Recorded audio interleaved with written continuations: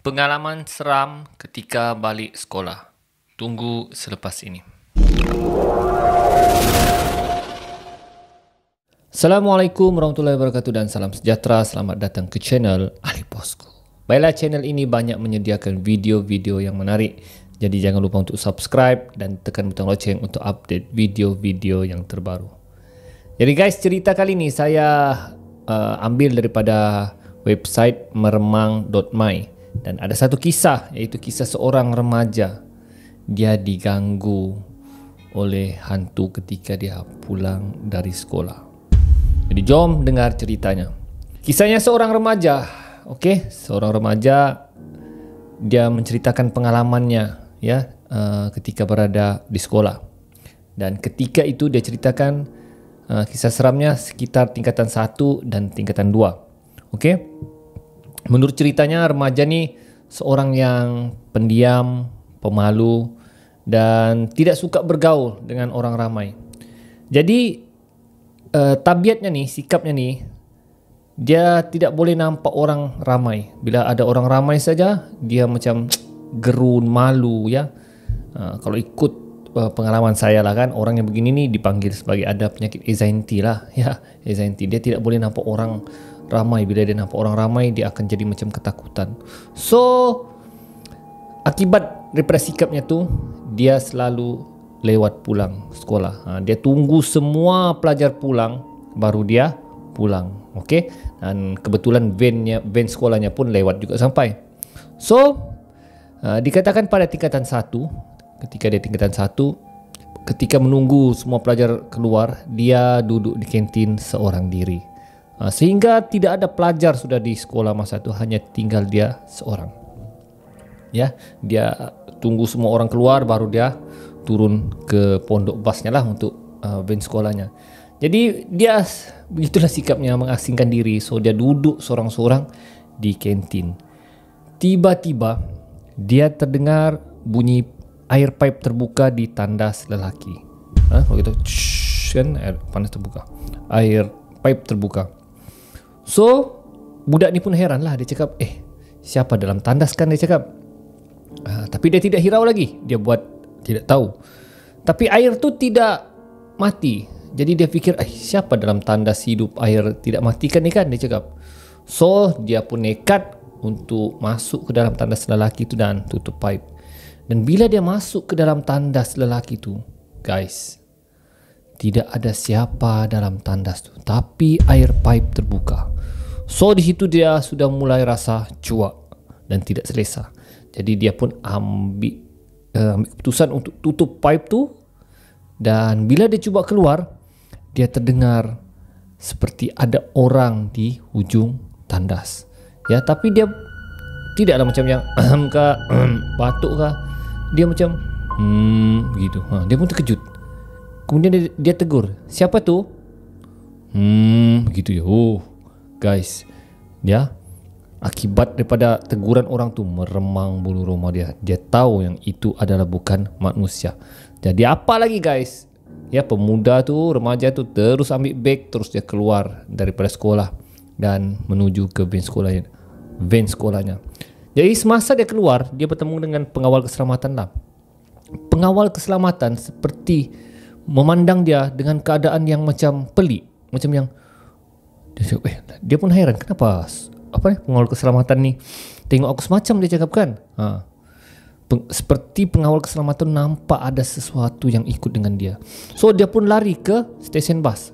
Sampai ke stesen bas, dia nampak seorang lagi pakcik tengah duduk. Dan di keliling pakcik itu ada beberapa orang remaja. Tapi yang peliknya, dia heran kenapa pakcik itu macam tidak wujud di kerusi pondok bas tu berbanding pelajar-pelajar lain yang tengah bercerita di situ. Jadi dia heran, adakah pakcik itu manusia ataupun makhluk jin. Jadi beberapa hari kemudian, dia masih lagi lewat untuk pulang. Jadi diceritakan, apabila dia lewat pulang hari itu, dia ambil inisiatif untuk tutup pintu-pintu kelas. Okey, tak ada kerja mau buat, jadi dia buat kerjalah. Jadi dia, kelas tu ada 6, dalam satu blok tu ada 6, dan dia berada di tingkat 3. So setiap kelas dia tutupkan pintunya. Senang kerja security. Jadi sampailah dia bilik 1, bilik 2, bilik 3, bilik 4, sampai bilik ke-6. Bila dia tutup, tiba-tiba bilik yang di pertama sekali terbuka sendiri. Terbuka. So dia terkejut. Dia cakap, ada orang kah? Dia cakap, kan, kenapa terbuka? Dia tengok angin pun tidak ada.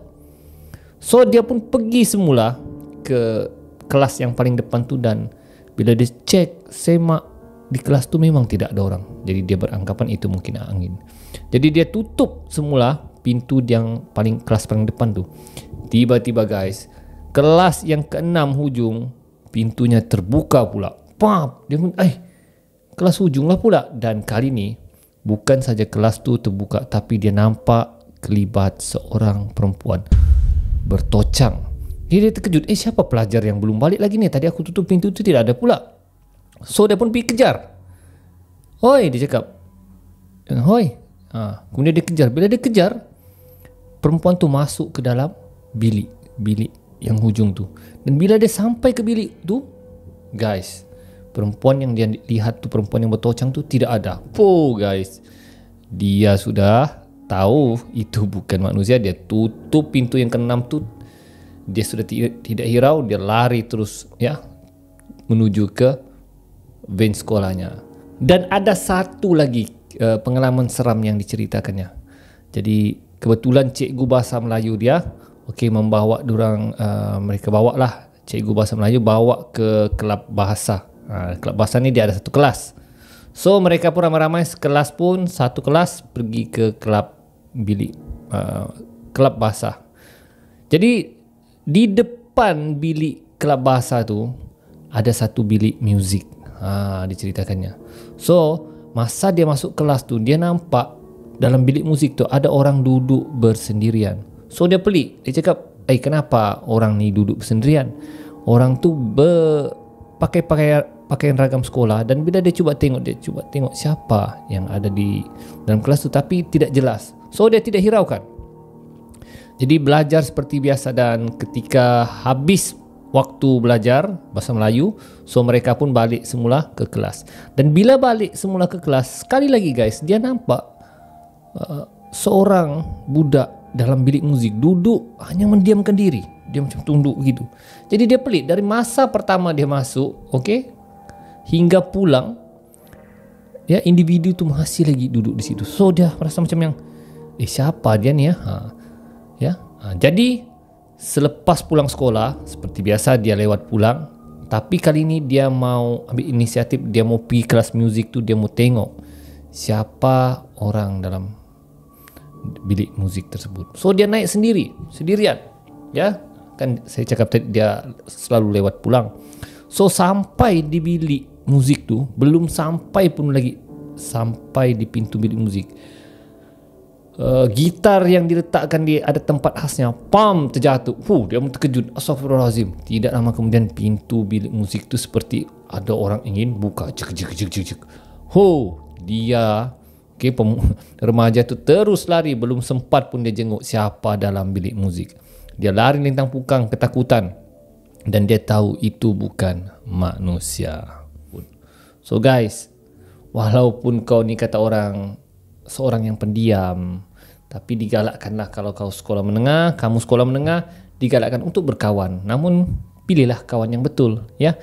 Janganlah kau bersendirian pulang sekolah lewat ini. Memanglah kau akan diganggu. Benda-benda tu memang suka mengganggu orang, tambah-tambah lagi dia kalau bersendirian di sekolah. So guys, setakat itu saja kisah seram saya kali ini. InsyaAllah kita akan berjumpa lagi di video akan datang. Jadi teruskan sokongan anda kepada channel Ahli Bosku dengan subscribe dan tekan butang lonceng untuk update video-video yang terbaru. Ahli Bosku, Assalamualaikum.